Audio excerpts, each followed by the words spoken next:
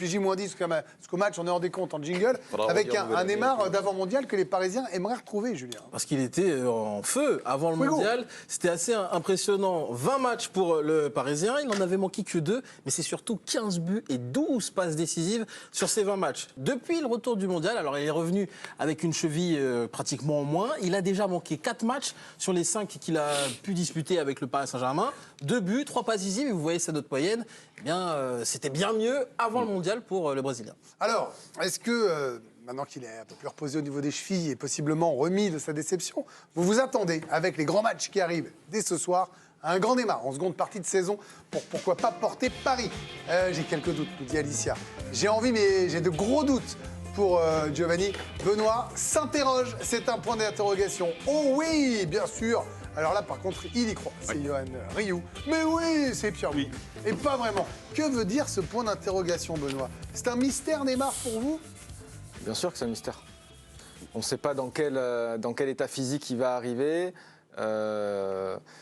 Effectivement, il avait fait une très belle première partie de saison, qui a été coupée par une blessure.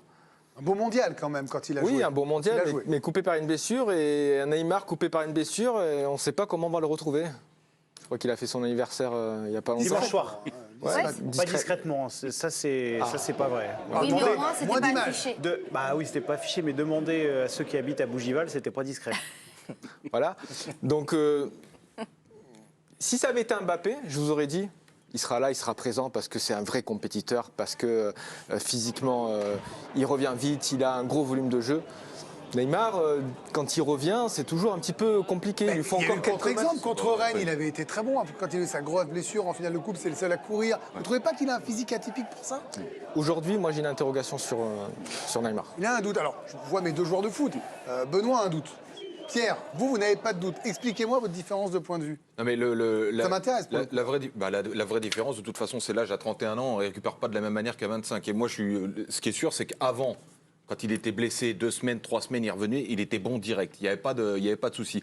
Là, on est à 6 jours et je trouve qu'il est en train de retrouver du physique. Il a été beaucoup absent avec sa cheville, ça a été compliqué, même émotionnellement. Moi, je suis convaincu que dans 6 jours, il sera à 100% physiquement, ce qui va amener du 100% technique. Donc là, contre le Bayern, vous le voyez prêt? Non, mais pour moi, il ne ratera pas son match. Il ne ratera pas son match parce qu'émotionnellement, déjà, il s'y prépare. Il sait très bien contre qui il va jouer depuis 2 mois et demi. Et là, il est dans le processus où justement, il va récupérer physiquement pour être au top techniquement. Et quand un Neymar, il est bon physiquement, il est bon techniquement, il adore ça. Contre ses adversaires, en fait, il va s'amuser. Et l'objectif, c'est ça. S'il est heureux sur un terrain, il n'y aura pas de problème. Moi, je suis convaincu qu'il va être bon. Et c'est vrai qu'il est rarement décevant en Ligue des Champions. C'est une compétition qu'il aime, comme le disait Pierre à l'instant. 40 matchs avec le Paris Saint-Germain, c'est 22 buts, 17 passes décisives. Donc, il est décisif 39 fois en 40 matchs de Ligue des Champions avec le PSG. Bref, c'est une compétition qu'il adore vraiment. Mais c'est vrai qu'on a par moment, de par l'attitude, les blessures, tendance à oublier les stats et ce qu'il fait quand même sur un terrain. Alors, c'est un peu antinomique. Vous étiez logiquement en train de critiquer le jeu du PSG, peut-être Galtier, tout ça, l'esprit général.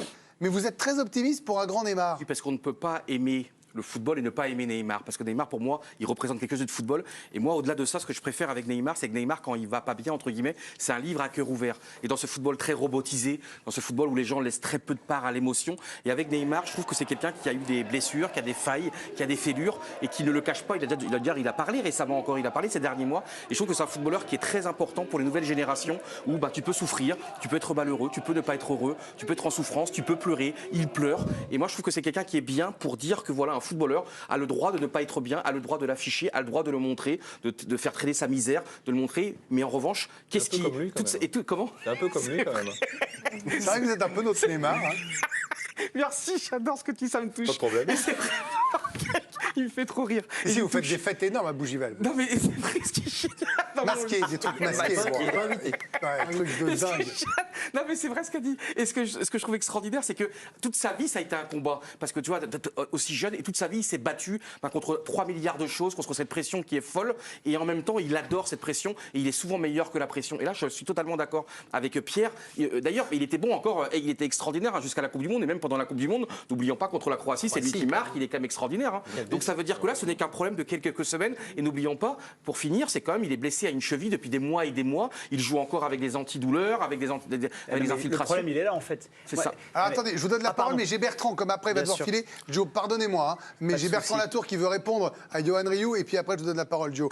Vous avez entendu l'enthousiasme de Johan et de Pierre. Bertrand, les doutes de Benoît, j'entends déjà les doutes de Giovanni. Et vous, alors? Vous le savez, il y a les gentils ou les prétendus méchants, donc on va endosser le rôle, on en a l'habitude plutôt du méchant. Je pense aimer le foot, j'adore Neymar, c'est un de mes joueurs préférés. Manifestement, il y a quand même des interrogations autour de lui et Johan a terminé par, à mon avis, peut-être là aussi où il faut commencer, c'est l'état physique de Neymar. Moi, j'ai envie d'être optimiste pour lui. Je ne suis pas son psychologue, dans son état mental, je ne le connais pas et c'est chez lui quand même un paramètre qui est extrêmement important. Donc ça, je ne vais pas en parler, mais ce que l'on sait, c'est dans quel état physique il est. Et il a mal à la cheville, Johan le disait. Dans quelle mesure un footballeur peut être performant, sachant lui plus le jeu qui est le sien quand on a aussi mal à une cheville. Et pour un footballeur, je pense que c'est un endroit du corps qui est assez important et bon, il s'est encore pas totalement remis de cette blessure-là. Donc voilà, pareil, Pierre Boubi qui est sûr qu'il sera très bon face au Bayern, ça coûte pas cher de le dire, mais pour le moment, je vois pas quelle garantie on a sur ce qu'on a vu. Moi, je le souhaite ardemment et je sais qu'il en est capable, ça c'est sûr. Est-ce que ce sera le cas? J'ai pas encore les dons de voyance de certains, mais je lui souhaite. Pierre Boubi a dit, parce qu'il a du venin, hein, et c'est un homme de conviction, c'est plus facile de faire les débats après, Bertrand. Bon, voilà, le groupe vit bien quand même, Bertrand, n'est-ce pas? On peut avoir aussi un certain sens de la mesure. Non, mais Pierre reste un ami, il n'y a pas de souci, mais il est souvent meilleur avant ou après les émissions. C'est encore son petit axe de progression. Merci. Ah, attendez, on me signale. Oh ouais, deuxième bingo de la soirée. Il est pour Johan Rioux. 17h48, 17h53, 17h48. On en est à 9 extraordinaires. À 8, vous alliez sur le banc. Vous allez sur le banc. Ah oui, 9 fois. 9 fois extraordinaire. Et on l'a mis que 8 fois. Giovanni, alors. Giovanni, là, vous allez plomber l'ambiance, j'ai l'impression. Non, je fais. Si, un peu, parce que vous avez des doutes sur la cheville. Mais non, mais moi, je veux bien, et on l'a tous dit, Neymar est un joueur fantastique. L'aspect psychologique, Bertrand a raison d'en parler. Honnêtement, ce qui s'est passé à la Coupe du Monde, blessure plus élimination, ça a été un drame pour Neymar. C'est quelqu'un qui est hypersensible. Donc ça compte énormément. Et par rapport à sa cheville, moi, je veux bien qu'on me dise que ça aille mieux, etc. Mais déjà, il y a une embrouille entre les médecins du Paris Saint-Germain et du Brésil, parce que les médecins du Paris Saint-Germain estiment que Neymar a repris trop tôt, qu'il n'aurait pas dû participer à nouveau à la Coupe du Monde, qu'il aurait dû se reposer. On rappelle de ce qui s'est passé. On ne va pas refaire tout l'historique des blessures de Neymar depuis qu'il est au PSG, mais ce n'est pas la première fois qu'entre les deux médecins, il y a des problèmes. Des rechutes aussi pour Neymar. Il a joué sous infiltration. Donc, moi, qu'il soit prêt dans 6 jours à 100%. Revenez, Mais jouer sous infiltration, il n'y a rien de dramatique. Hein. À 31 ans, quand on a le corps qui a souffert comme celui de Neymar, je pense que les infiltrations, elles pèsent un peu plus que quand il avait 25 ans. Il a repris trop vite avec le Brésil, ça c'est une certitude. Il avait une patte d'éléphant 3 jours avant, donc forcément c'est compliqué. Oui. Il a pu jouer ce match. Là, il a joué ce match. Après, que le PSG dise que c'est de la faute des médecins du Brésil, c'est une chose. Mais le Brésil était obligé de faire comme ça. Il y a une Coupe du Monde. Obligé, en fait. Mais bien sûr que si, ils étaient obligés. Et un mot. Est-ce que là, les quelques jours de repos, mentalement et physiquement, ça fait du bien? Vous me racontez ce que vous voulez. Moi, on me dit qu'il est prêt. Je l'ai vu 4 fois au stade depuis qu'il a repris, notamment le match face à Rennes. Il ne va pas au duel. Il ne va pas provoquer. Il n'y va pas parce qu'il n'a pas confiance. Vous voulez jouer au Fight Club ou pas? Oui. Alors, il faut écouter Alicia maintenant. Allez, bah oui, puisque vous l'avez évoqué à plusieurs reprises, il y a aussi l'aspect psychologique chez Neymar qui est très, très important. Et cette Coupe du Monde, elle a laissé des traces. On l'a retrouvé abattu, en larmes, après donc cette élimination face à la Croatie. Et il avait publié un long message sur son compte Instagram avec des mots très forts. Je suis psychologiquement détruit. C'est certainement la défaite qui m'a fait le plus mal, qui m'a fait rester paralysée pendant 10 minutes. Et peu après, je suis tombée en larmes sans m'arrêter. Ça va faire mal pendant longtemps, malheureusement. Le lendemain, donc 2 jours après l'élimination, et sans doute toujours en état de choc, il prend à nouveau la parole sur ses réseaux sociaux. La défaite fait toujours très mal. Nous étions si proches, malheureusement. Ou heureusement, je n'ai toujours pas appris à perdre. Les défaites me rendent plus fort, mais elles me font très mal et je ne suis toujours pas habituée. Il avait été aussi interrogé sur une potentielle retraite internationale par les médias brésiliens. Et là, il avait entretenu le flou sur son avenir en sélection. Je ne garantis pas à 100% que je reviendrai. J'ai besoin d'analyser, de réfléchir un peu à ce qui est bon pour moi et pour l'équipe nationale. Et d'ailleurs, Ronaldo, R9, s'était exprimé sur l'état psychologique de son compatriote et il avait dit qu'il fallait qu'il y ait absolument un accompagnement mental pour les athlètes dans cette situation-là. Et puis derrière, Neymar a pris des vacances au Brésil, entouré de tout son staff médical. Selon nos confrères du Parisien, on a aussi appris que le staff de Christophe Galtier lui avait laissé quelques jours de repos en plus pour se ressourcer.